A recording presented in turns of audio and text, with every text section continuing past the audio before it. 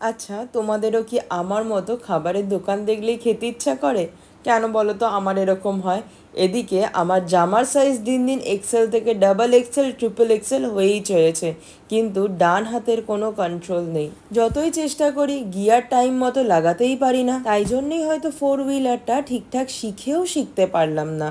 আমার বাড়ির ঠিক দোরগোড়ায় বেশ অনেক বছরই হয়ে গেল একটা সিমলা বিরিয়ানি খুলেছে।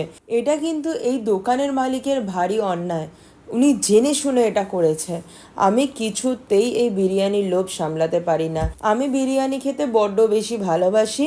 আর স্পেসিফিক কিছু দোকান, যেমন আরসালান, দাওয়াতে হিন্দ, রিসেন্টলি সালতানাতের বিরিয়ানিও আমার বেশ ভালো লাগে। আর সব থেকে ভালো লাগে এই বাড়ির দোরগোড়ায় অবস্থিত এই সিমলা বিরিয়ানি।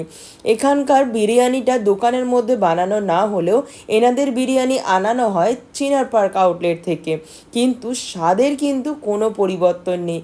সে যে কী অসাধারণ খেতে, স্পেশালি এই মাটনটা। আর আমাকে চিনে যাওয়ার ফলে দাদা যে মাটনের পিসটা বেছে বেছে আমার জন্য তুলে দেয় না, অসাধারণ। প্রত্যেকবার যাই আর একটা করে নাল্লি পিস খেয়ে দিয়ে চলে আসি।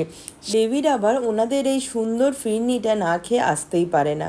দারুণ বানায় এটা। আচ্ছা, তোমরা বিরিয়ানি দেখলে কিভাবে নিজেদের কন্ট্রোল করো আমাকে কমেন্ট বক্সে অবশ্যই জানিও।